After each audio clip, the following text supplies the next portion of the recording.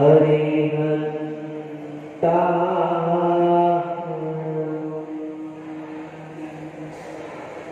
नमो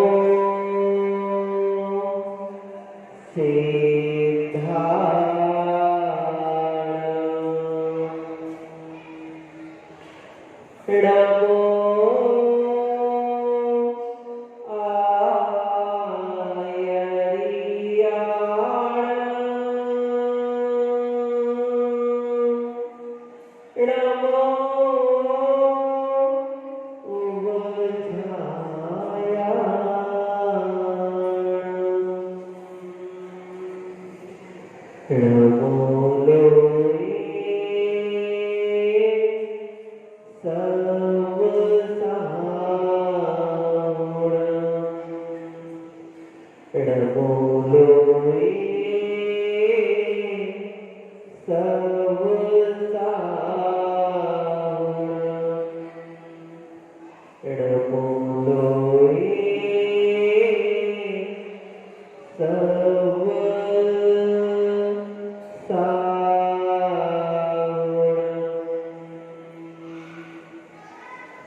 जबरी पंचपल्ले श्री भगवान की जबरी श्री देवालय हजारन से आदि ब्रह्मा आदि तीर्थंकर आदिनाथ भगवान की जबरी श्री देवालय हजारन वर्तमान शासन नायक वर्तमान स्वामी की जबरी परम पूज्य आचार्य गुरुदेव श्री आदि सारथी महाराज की जबरी आचार्य गुरुदेव श्री महावीर कीर्ति जी महाराज की जबरी आचार्य गुरुदेव श्री विमल सारथी महाराज की जबरी आचार्य गुरुदेव श्री सतती सारथी महाराज की जबरी आचार्य गुरुदेव श्री सुंदर सारथी महाराज की गुरुदेव मेरे शीश पर एक आपका ही हाथ हो छूटे मेरे जब प्राण तन से आपका ही साथ हो गुरुदेव मेरे शीश पर नित आपका ही हाथ हो। परम पूज्य आचार्य सुंदर सारथी गुरुदेव एवं समस्त चरणों संत चरणों में नमोस्तु स्वामी वंदना की निवेदन करते हुए अपनी बात को प्रारंभ करूंगा। देखिए दो लोग इधर उधर घूम रहे हैं और बच्चे कृपया शांति से बैठ जाएं, हल्ला गुल्ला न करें। पर्वराज पर्यूषण पर्व का आगाज हो चुका है।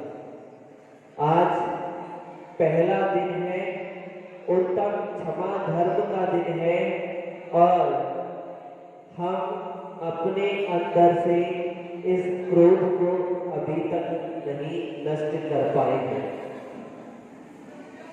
पर्व भी कई प्रकार के हुआ करते हैं। कुछ पर्व ऐसे होते हैं जो शाश्वत होते हैं, त्रैकालिक होते हैं, अनादि निधन होते हैं और कुछ पर्व ऐसे होते हैं जो किसी घटना विशेष पर आधारित होते हैं। कुछ पर्व राष्ट्रीय पर्व हुआ करते हैं, देश से संबंधित हुआ करते हैं और इस प्रकार से ये तीन प्रकार के पर्व हमारे जीवन में आते हैं और हम उन्हें मनाते हैं। राष्ट्रीय पर्व जैसे 15 अगस्त, 26 जनवरी, 15 अगस्त को देश आजाद हुआ, 26 जनवरी को संविधान लिखा गया, या किसी ऐसे जिन्होंने स्वतंत्रता संग्राम में अपना योगदान दिया, ऐसे व्यक्तियों का जन्मदिन या समाधि जो भी समय आता है, हम समय समय पर उस हिसाब से उन पर्वों को मनाते हैं। कुछ पर्व ऐसे हुआ करते हैं जो किसी घटना विशेष से हुआ करते हैं। धार्मिक तो हुआ करते हैं लेकिन घटना पर आधारित हुआ करते हैं। जैसे आपका रक्षाबंधन का पर्व।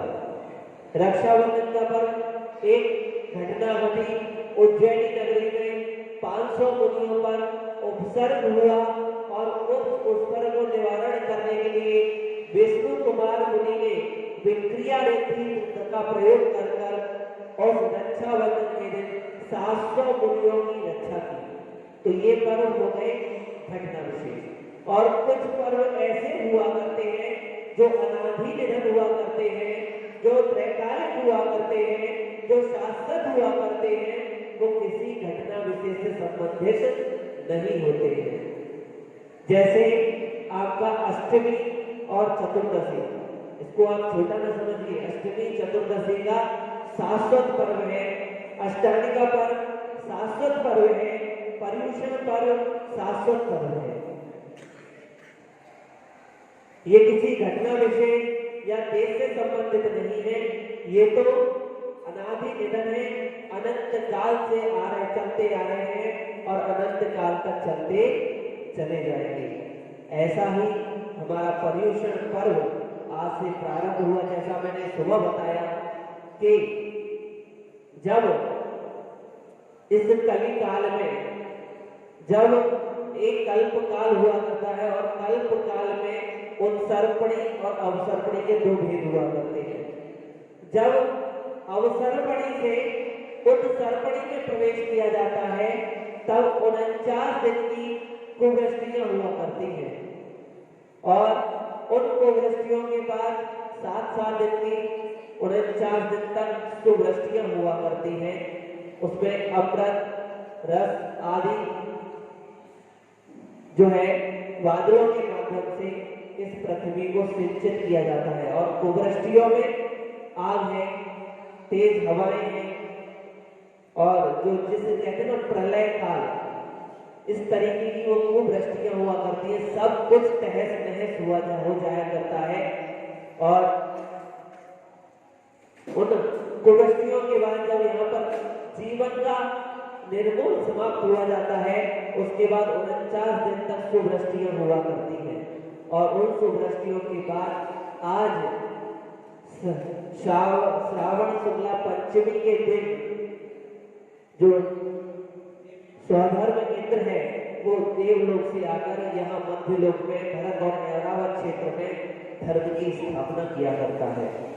तो आज इस प्रकार से हमारे जीवन में ये पर्व मनाने का हमें मौका मिला है। जैसे हम और अन्य पर्व मनाते हैं, खाते पीते हैं, उनको खाने पीने में घूमने फिरने में अपना समय व्यस्त कर देते हैं, समय खराब कर देते हैं और उनसे हमारा नतीजा कुछ निकलने वाला नहीं है।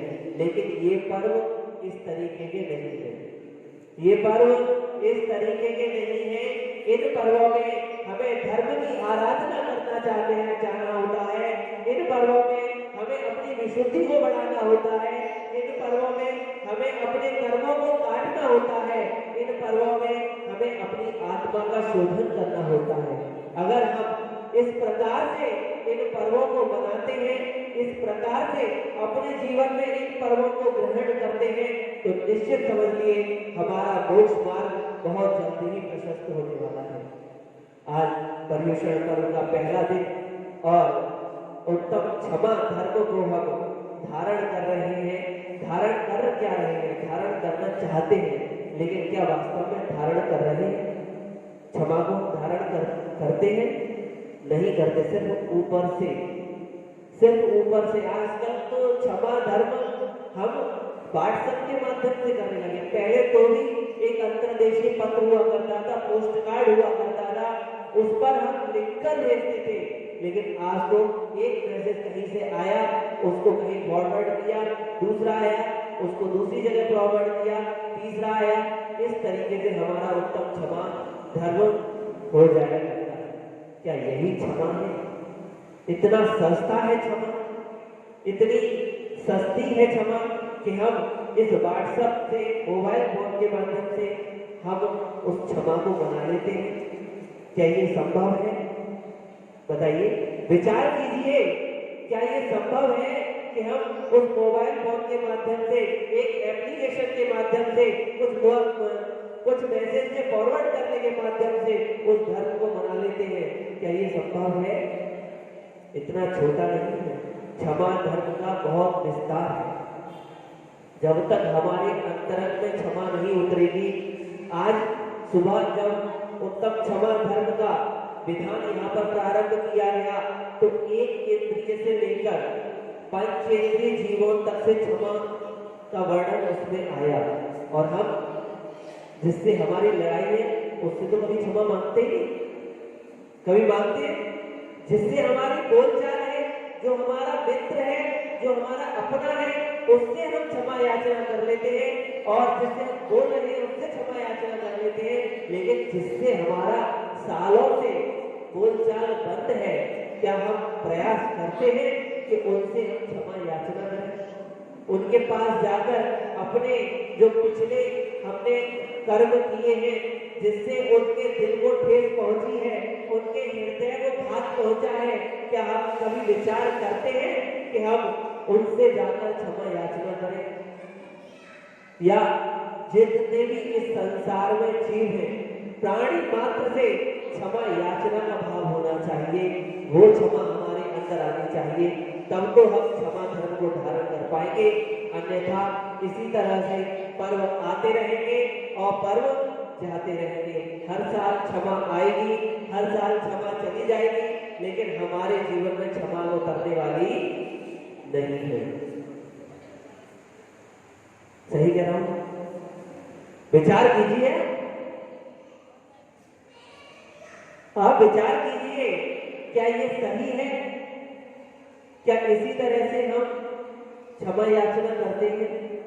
बिल्कुल ऐसे ही करते हैं। इसीलिए आज तक हम क्षमा को धारण नहीं कर पा रहे हैं। उत्तम क्षमा धर्म का दिन है, और क्षमा को जानने के लिए, क्षमा को पहचानने के लिए हमें क्रोध से भी परिचित होना पड़ेगा। जब तक हम क्रोध से परिचित नहीं होंगे, क्रोध के बारे में नहीं जानेंगे, तब तक हमारे जीवन में क्षमा कैसे आएगी? क्रोध से परिचित होना आवश्यक है। क्रोध कहां से उत्पन्न होता है? एक सिंपल सी लाइन में बताऊंगा। जहां हमारी अपेक्षा की उपेक्षा हो जाया करती है, वहीं क्रोध की उत्पत्ति होती है। क्या कहा?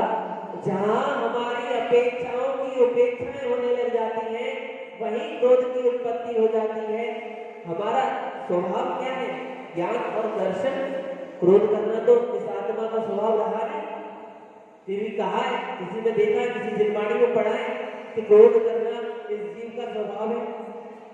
किसी आचार्य ने, किस मुनि ने, किसी साधु ने, किसी माताजी ने आपको कभी बताया कि जीव का स्वभाव क्रोध करना है?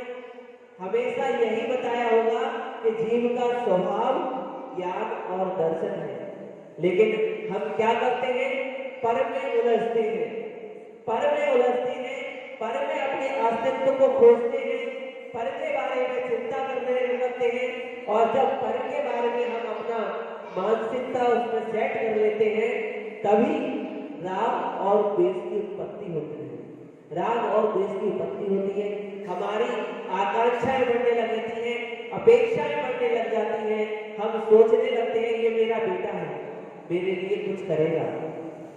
सोचते नहीं सोचते मेरा बेटा है, बुढ़ापे में मेरा साथ देगा। किसी का जिंदगी का कुछ भरोसा है? कौन कब आया और कब जाएगा? खाली हाथ आया और खाली हाथ जाएगा। क्या लाया और क्या ले जाएगा? कभी विचार किया है? लेकिन हम क्या करते हैं? अपने को उसमें खोजने लग जाते हैं। ये मेरा बेटा है, ये मेरे पापा है, ये मेरी मम्मी है, ये मेरी पत्नी है, ये मेरी पत्नी। कहते हैं पत्नी 7 जन्मों तक निभाएगी। अरे भैया, पहले एक जन्म तो निभा लो अच्छे से, 7 जन्मों की बात तो सोच लेना। लेकिन यही हमारी अपेक्षाएं बनने लग जाती हैं, हम उसमें अपने अस्तित्व को ढूंढने लग जाते हैं, और जब हमारे को वो हमारी आकांक्षाएं अपेक्षाएं पूरी नहीं हुआ करती हैं, तभी क्रोध की उत्पत्ति होती है। होती है कि नहीं होती है? आपके जीवन में? हाँ जी, कुछ तो बोलो। क्यों अम्माओ, जगदम्बाओ, सही कह रहे हैं ना? पति परमेश्वर है, हमारे लिए साड़ी लेकर आएंगे, पर्व के दिन आए और साड़ी लेकर नहीं आए, दिवाली पर साड़ी नहीं दिलवाई, तो बस हो गया इनका बंटाधार। अब घर में प्रवेश करके बताओ कैसे प्रवेश करोगे? मेरे लिए साड़ी लेकर नहीं आए। क्या है ये अपेक्षा थी, और उसकी जब उपेक्षा हुई, वो पूरी नहीं हुई, तो क्रोध की उत्पत्ति हुई। इसी प्रकार से बच्चे भी मम्मी पापा से बहुत सारी अपेक्षाएं करते हैं, और मम्मी पापा बच्चों से अपेक्षाएं करते हैं, लेकिन जब ये पूरी नहीं होती है तभी क्रोध की उत्पत्ति हुआ करती है। क्रोध होना, क्रोध दिखाना और क्रोध होना दोनों में बहुत बड़ा अंतर हुआ करता है। एक तो क्रोध दिखता है और एक क्रोध होता है, उसमें भी अंतर हुआ करता है। होता नहीं होता है? बच्चों पर क्रोध किया, लेकिन कभी एक माँ बच्चे पर क्रोध करती है, उसे मारती है, पीटती है, और जब ज्यादा गुस्सा हो जाए, गुस्सा आ जाए तो क्या कहती है? जान से मार दूंगी। लेकिन क्या कभी वो बच्चे को जान से मार सकती है? उसके जरा सी अगर खरोच की आ जाए उसी समय, तो उसके आंसू निकलना शुरू हो जाते हैं। हो जाते नहीं हो जाते? क्यों बताओ? लेकिन क्रोध होना और क्रोध दिखना, उसमें बहुत बड़ा अंतर हुआ करता है। अब जैसे हमें क्रोध आया किसी व्यक्ति पर, क्रोध आया हमें किसी व्यक्ति पर, बहुत तेज क्रोध आया, आंखें लाल हो गई, बहुत चढ़ गई ऊपर, और इतना क्रोध आ रहा है कि इसको मैं छोड़ने वाला नहीं। लेकिन क्या हुआ? अब राजू भाई तो चले गए यहाँ से अभी उठकर। ऐसे ही एक बार की बात है, राजू भाई जा रहे थे रास्ते से निकलकर, और ऊपर से एक ईंट गिरी, मकान कोई बन रहा था, ईंट नीचे गिरी, नीचे ईंट गिरी और ये बच गए। तो इनको गुस्सा आ गया, अरे भाई मेरे ऊपर ईंट गिरा दी, अगर मेरे लग जाती तो क्या होता? तुरंत ईंट उठाकर लेके गए, अभी देखता हूँ कौन है ऊपर जाकर। और ऊपर पहुंचे तो एक पहलवान वहां पे वर्जिश कर रहा था, उसको देखा तो सारा क्रोध कहां गया? क्रोध। उसने पूछा क्या हुआ भाई? अरे आपकी ईंट नीचे गिर गई थी, वो लेकर आया। होता है नहीं होता? और कोई कमजोर मिल जाए तो तेरी हिम्मत कैसे हो गई? तुझे दिखता नहीं? उसको तमाम 10 बातें हम सुना दिया करते हैं, लेकिन जहां हमें बलवान मिल जाता है तो हमारी टाइटाई फंस हो जाती है। हो जाती नहीं हो जाती है ना? और जैसे ऑफिस में है, ऑफिस में है और हमसे बड़ा कोई अफसर है और उसने आपको डांट दिया, तो आप वहां पर कुछ बोलेंगे कि कौन है यहाँ पर नौकरी पेशा वाले? कौन है? कोई है नौकरी वाले यहाँ पर जो नौकरी करते हो? शिक्षक हो, पीछे है, या किसी कंपनी में जॉब करते हो, सीईओ?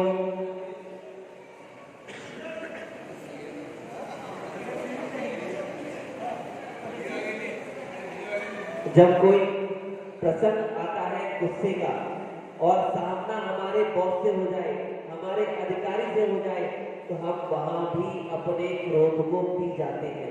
लेकिन अगर हमें ऐसा कोई व्यक्ति मिल जाए जिस पर हम अपना रौब झाड़ सके, तो कभी अपने क्रोध को पीने का प्रयास नहीं करते हैं। महिलाओं की बात आई, महिलाएं साड़ियों की दुकान पर पहुंच जाए और तमाम साड़ी धुलवा ले 100-200, उसको कितना भी दुकानदार को गुस्सा आएगा, लेकिन कभी कुछ बोलेगा क्या? बोल पाएगा? अगर इन्होंने कह दिया कि हमें साड़ी पसंद नहीं आ रही, तो कोई बात नहीं भेजी, परसों आ जाना, नया माल आने वाला है, यही बोलेगा ना? कुछ और बोलेगा? क्रोध करके दिखा सकता है क्या वो? लेकिन क्या है?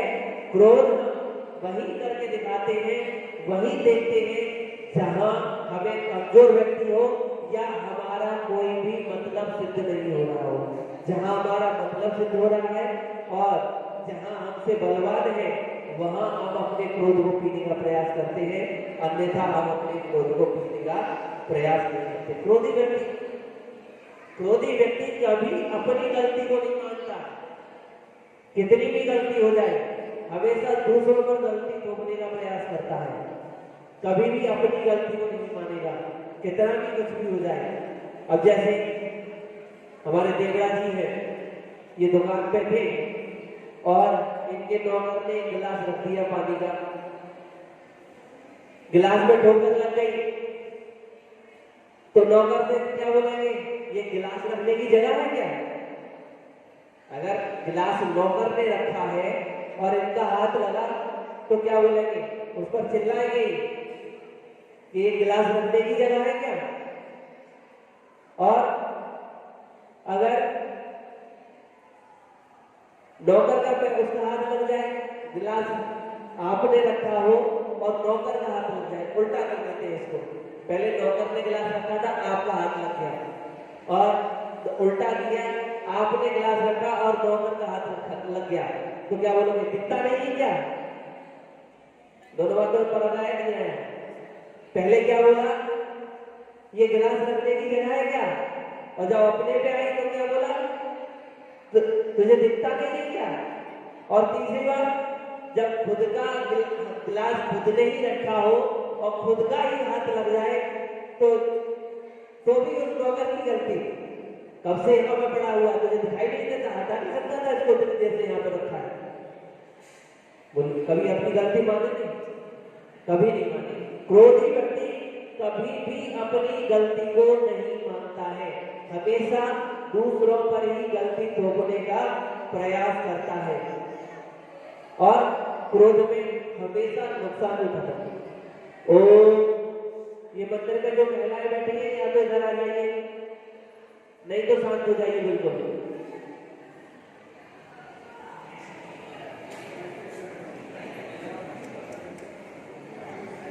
ओ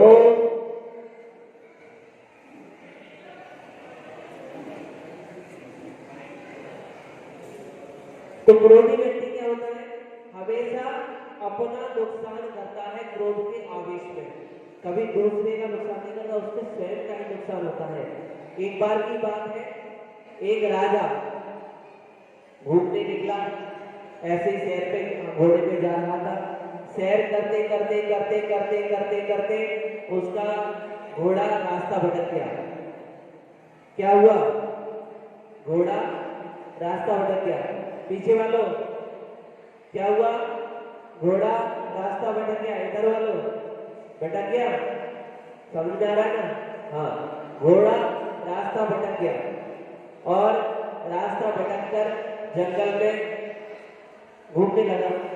अब राजा बड़ा परेशान, बहुत देर हो गई, राज्य में सब परेशान होंगे, राजकुमार परेशान होगा, मेरी रानियां परेशान होंगी, मेरे मंत्री परेशान होंगे, कैसे राजकार्य चल रहा होगा, ये तो समस्या थी ही थी, टेंशन। लेकिन साथ में एक समस्या और उत्पन्न हो गई। जब समस्याएं उत्पन्न होना शुरू होती है ना तो एक के ऊपर एक आती जाती है। कहते हैं ना, देने वाला जब भी देता छप्पर फाड़ के। तो परेशानियां भी जब आने शुरू होती है ना तो एक के बाद एक के बाद एक के बाद आती ही जाती है, फिर रुकने का नाम नहीं लेती। इसलिए परेशानियों को हमेशा दरवाजे पे रोक के रखो, कभी अंदर नहीं आने दो। सही बात है राजेश जी? हमेशा परेशानियों को दरवाजे पर रोक के रखो, कभी अंदर नहीं आने दो। तो क्या हुआ, ये टेंशन तो थी राजा को, राजकार्य कैसे चल रहा हो, रानियां परेशान होगी, राजकुमार परेशान होगा, मंत्री मेरे को ढूंढ रहे होंगे। लेकिन उसको क्या हुआ, उसके साथ प्यास की समस्या भी उत्पन्न हो गई। अब बहुत देर हो गई, घूमते घामते, गर्मी थी, प्यास उत्पन्न हो गई। प्यास उत्पन्न हो गई तो वो घोड़े से उतरा, उसने देखा कहीं आसपास कुछ पानी का स्रोत मिल जाए जिससे मैं अपनी प्यास बुझा सकूं, क्योंकि जब प्यास लगती है तो इंसान व्याकुल हो जाता है। तो उसने सोचा कहीं पानी मिल जाए तो मैं थोड़ा सा अपनी प्यास को बुझा लूं। इधर उधर घूम रहा था, घूमते घूमते घूमते घूमते एक वृक्ष के नीचे पहुंचा और देखा कि ऊपर से पानी की एक एक बूंद टपकती आ रही है। तो उसने सोचा अब जैसे भी है, जितनी भी है, इसको एकत्रित तो करना ही चाहिए। एक जंगल था, पीछे पत्ते पड़े हुए थे, पत्ता उठाया, एक दोनों बना दिया। दोनों समझते हैं जिसमें आप लोग रायता पीते हैं, रायता लेते नहीं लेते जी बड़ में, वो दोनों बना लिया उसने। दोनों बनाने के बाद पानी में लगा दिया, एक एक करके बूंद बूंद से सागर भी भर जाता है। तो वो दोनों की क्या चीज है, तो वो दोनों भर गया। थोड़ी देर के बाद वो दोनों भर गया और जैसे ही उसने सोचा कि मैं अपनी प्यास बुझाऊंगा और उस दोने को अपने मुख से लगाया, वैसे ही एक तोता कहीं से उड़ता आया और झपट्टा मार दिया, पानी फैल गया। राजा बड़ा परेशान हुआ, बोला इतनी मेहनत से मैंने पानी को एकत्रित किया, इतनी मेहनत से मैंने उसको एकत्रित किया, कहाँ से दोना बनाया, कहाँ से पानी का स्रोत पता किया और जैसे तैसे मैंने पानी को एकत्रित किया और इस पक्षी ने मेरे प्यास की बैंड बजा दी। कोई बात नहीं, थका था, प्यासा भी था, दोबारा से प्रयास किया उसने। दोबारा से फिर दोनों उठाया और फिर पानी एकत्रित करने लगा और जैसे ही फिर पानी भरा, फिर से तोता आया और उसने झपट्टा मारा और पानी फैला दिया, दोबारा से फैला दिया। अब तो राजा को बहुत क्रोध आया, क्रोध तो आने ही वाला है। उसने उपेक्षा, यहाँ भी अपेक्षा लगाई, दोनों में पानी भरने की, मैं पानी से अपनी प्यास बुझाऊंगा, लगाई ना। और तोते ने उसकी अपेक्षा को तोड़ दिया, तो उसको गुस्सा आना ही था। तो उसने सोचा अगर इस बार मैंने प्रयास करूंगा, लेकिन अगर इस बार उस तोते ने ऐसा कुछ किया तो उसे हुई सबक भी सिखाऊंगा। ऐसा उसने मन में विचार कर लिया, ठान लिया मन में कि अब तो सबक सिखाना ही है। कोई बात नहीं, फिर से दोनों उठाया और फिर से पानी एकत्रित करने लगा। बूंद बूंद बूंद बूंद टपकते टपकते टपकते टपकते फिर दोनों भर गया, फिर से तोता आया और फिर से पानी फैला दिया। लेकिन इस बार राजा भी तैयार था, उसने अपना चाबुक उठाया और उस तोते को जोर से मारा और जैसे ही चाबुक तोते को लगा, तोता फड़फड़ाता हुआ दूर जाके गिर गया। और राजा ने सोचा कि अब ये तो गया, अब मैं अपनी प्यास बुझा सकूंगा। लेकिन अब उसके सब्र का बांध टूट गया था। उसने सोचा कब तक मैं धीरे धीरे से प्यास पूरी करूंगा, मैं थोड़ा ऊपर चढ़ जाता हूँ। तो पेड़ के ऊपर चढ़ा, साइड में एक पहाड़ी थी, पहाड़ी के ऊपर पहुंचा। तो जैसे ही ऊपर पहुंचता है वैसे ही उसकी आंखें एकदम फटी रह जाती है, एकदम अचंभित हो जाता है। क्या देखता है उसको, ऐसा क्या था? उसने देखा ऊपर एक अजगर मुंह फाड़ कर बैठा हुआ है और उससे जहर की बूंदें नीचे गिर रही। अब आप बताइए, अब वो गुस्सा कहाँ गया? गुस्सा करने योग्य था? नहीं था, लेकिन फिर भी किया। अपने पछतावा हुआ कि मैंने अपने जिस तोते ने मेरे प्राण बचाए, मैंने उसके प्राण ले लिए। लेकिन नीचे आया, तोते के पास गया, देखा कि तब तक तोते के प्राण उड़ चुके थे। तो क्रोध करने से कुछ फायदा होने वाला नहीं है। क्रोधी व्यक्ति का हमेशा नुकसान ही हुआ करता है, कभी कोई फायदा हुआ नहीं करता है। तो तब क्षमा धर्म हमारे अंदर बसे, हम इस क्रोध का प्रतिकार कर सके, इस क्रोध को अपने जीवन से दूर रख सके, अपने जीवन में क्षमा धर्म को लाए, क्षमा को उतारे और एक इंद्रिय से लेकर पंचेंद्रिय जीव तक सभी प्राणी मात्र से क्षमा का भाव रखें। जिन जीवों ने हमसे जिनसे हमारे से कुछ हो गया है, कुछ बात हो गई है, बोलचाल बंद हो गई है, उन जीवों को अब जाकर क्षमा याचना करें, तब तो हमारा क्षमा मांगना सार्थक है, अन्यथा नहीं। आज क्षमावाणी का दिन था और आज नई संसद में प्रवेश भी हुआ और वहां भी आज मिच्छामी दुक्कडम, पीएम मोदी ने बोला मिच्छामी दुक्कडम, वहां भी सभी से उन्होंने क्षमा याचना की और उसके बारे में भी बताया। तो इस क्षमा धर्म का बहुत ही महत्व है और अन्य धर्मावलंबी भी इसको समझते हैं, तो हमें तो उसको बिल्कुल समझना ही चाहिए, अपने जीवन में उतारना ही चाहिए। पर्वराज ने दी दस्तक, हम सब भी हैं नतमस्तक, उत्सव खूब मनाएंगे, रहे प्राण जन्म में जब तक। आत्मा हितकारी हो आत्मा हितकारी, ये पर्व कहाए रे, गुरुजनों का साथ हमें जब मिल जाए रे, गुरुजनों का साथ हमें जब मिल जाए रे। चाहा क्षमा का उजियारा, तुझे कोट का अंधियारा, जहाँ क्षमा का उजियारा, मिटे क्रोध का अंधियारा। उत्तम क्षमा धर्म से ही मिलता मुक्ति का द्वारा, उत्तम क्षमा धर्म से ही मिलता मुक्ति का द्वारा। उत्तम क्षमा ही हो उत्तम क्षमा ही जीना सिखलाए रे, गुरुजनों का साथ हमें जब मिल जाए रे हो, गुरुजनों का साथ हमें जब मिल जाए रे। पर्वराज ने दी दस्तक, हम सभी हैं नतमस्तक, उत्सव खूब मनाएंगे, रहे प्राण तन में जब तक। आत्मा हितकारी हो आत्मा हितकारी, ये पर्व कहाए रे, गुरुजनों का साथ हमें जब मिल जाए रे हो, गुरुजनों का साथ हमें जब मिल जाए रे, गुरुजनों का साथ हमें जब मिल जाए रे। बोलिए उत्तम क्षमा धर्म की। जिन लोगों ने